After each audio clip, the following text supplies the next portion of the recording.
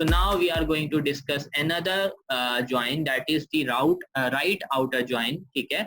So SQL Server right outer join, what does it do? Okay, it is basically the reverse of the left outer join. Let's say we want to apply a query where we want to get the data matching records from the both the tables, यानी हम दोनों tables से जो है वो matching records लेकर आना चाहते हैं, और उसके साथ हम बोलना चाहते हैं कि भाई हमारे पास जो राइट का टेबल है यानी सेकंड वाला जो टेबल है उसके अंदर से हमारे पास क्या हो, नॉन मैचिंग कॉलम्स का रिजल्ट भी आ जाए। क्या आ जाए? नॉन मैचिंग कॉलम्स का भी डेटा आ जाए। तो अब ये अगर उस पिक्चर को देखो जो इससे पहले हमने लेफ्ट आउटर ज्वाइन में डिस्कस की थी, तो वहां पर ये टेबल 1 जो था ये फिल था, अब टेबल 2 फिल है। टेबल 2 के फिल होने का मतलब ये है कि टेबल 2 का सारा डेटा आएगा और टेबल 1 का वो डेटा आएगा जो कि दोनों टेबल में मैच करता है, यानी मैचिंग कॉलम्स। ठीक है, सो ये पिक्चर आपको क्या डिफाइन कर रही है? अगर इस पिक्चर को गौर से आप देखो तो ये वेन डायग्राम्स यूज होते हैं मैथ के अंदर, सेट थ्योरी के अंदर।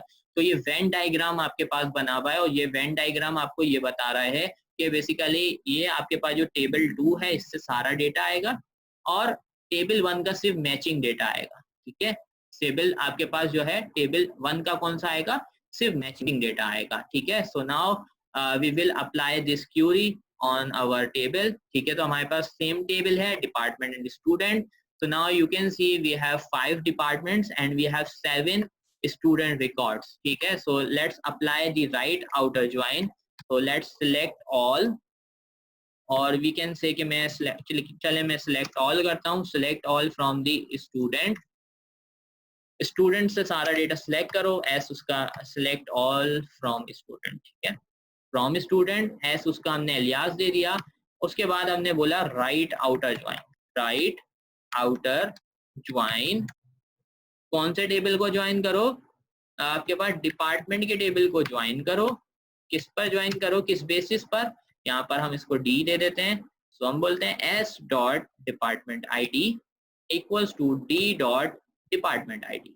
सो नाउ जैसे ही मैं ये क्यूरी रन करूंगा, so now you can see कि हमारे पास अब जो है राइट वाले के जो मैचिंग कॉलम्स हैं यानी मैचिंग रिकॉर्ड है वो आ रहा है, और जो आपका सेकंड वाला टेबल है उसका नॉन मैचिंग रिकॉर्ड भी आ रहा है। यानी देखो बीबीए से कोई बिलोंग नहीं करता, कोई एक ऐसा स्टूडेंट नहीं है जो कि बीबीए से बिलोंग करता हो। ठीक है, यानी अगर यहाँ पर लगाता हूँ इनर ज्वाइन, तो अब आप देखना अभी कितनी रोज रिटर्न हुई है, 7 रिटर्न हुई है। अगर मैंने इनर ज्वाइन लगा दिया, सो नाउ यू विल सी कि हमारे पास कितने रिकॉर्ड आ रहे हैं? 5 रिकॉर्ड आ रहे हैं, और यहाँ पर बीबीए नहीं आया क्योंकि बीबीए और एक जो नल वाला हमने डिपार्टमेंट ऐड किया है वो कॉलम ऐसे हैं जो कि दोनों टेबल में मैच नहीं कर रहे हैं, उनका डेटा दोनों टेबल के अंदर मैच नहीं कर रहा, जिसकी वजह से अगर हमने स्टूडेंट को लेफ्ट बनाया है और डिपार्टमेंट को राइट बनाया है, तो क्योंकि हमने यहाँ पे राइट आउटर ज्वाइन लगाया है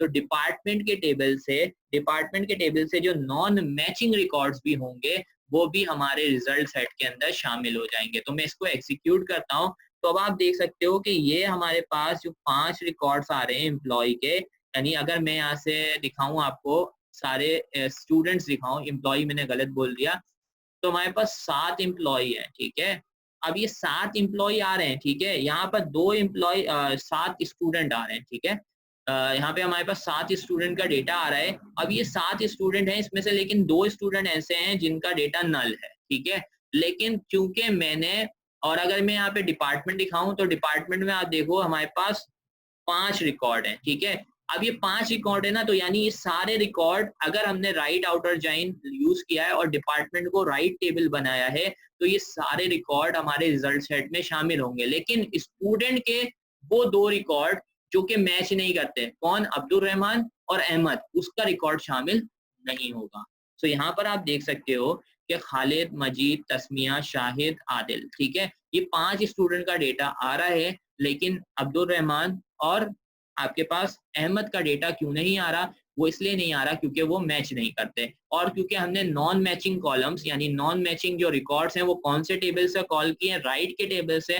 तो राइट के टेबल से जो नॉन मैचिंग रिकॉर्ड्स हैं वो है बीबीए और नल, वो हमारे पास लास्ट में आ रहे हैं। तो इस तरह से आप जो है राइट आउटर ज्वाइन अप्लाई कर सकते हो। और अगर आप लेफ्ट आउटर ज्वाइन अप्लाई करोगे तो लेफ्ट आउटर ज्वाइन में क्या हो रहा है कि लेफ्ट से आएंगे नॉन मैचिंग रिकॉर्ड्स और राइट आउटर ज्वाइन में राइट से नॉन मैचिंग रिकॉर्ड्स आएंगे। तो यहाँ पर सिंपली मैं एक काम ये करता हूँ कि यहाँ पर मैं कॉल कर देता हूँ डिपार्टमेंट का टेबल, और यहाँ पर आके मैं कर देता हूँ लेट्स से स्टूडेंट। ठीक है, तो अब आप देखो मैंने राइट आउटर ज्वाइन ही लगाया है, और राइट आउटर ज्वाइन के अंदर मैंने डिपार्टमेंट वाले को क्या बनाया है, आपके पास डिपार्टमेंट को लेफ्ट टेबल बनाया है और आपके पास स्टूडेंट को राइट टेबल बनाया है। तो अब स्टूडेंट के अंदर वो दो रिकॉर्ड हैं, अब्दुल रहमान वाला और आपके पास अहमद का रिकॉर्ड। वो दोनों रिकॉर्ड ऐसे हैं जो कि नॉन मैचिंग रिकॉर्ड हैं। तो वो दोनों क्योंकि नॉन मैचिंग रिकॉर्ड हैं, तो इस वजह से अब हमारे पास क्योंकि राइट आउटर ज्वाइन यूज किया है, तो non matching columns, non matching records जो है वो कौन से टेबल से आएंगे, स्टूडेंट के टेबल से।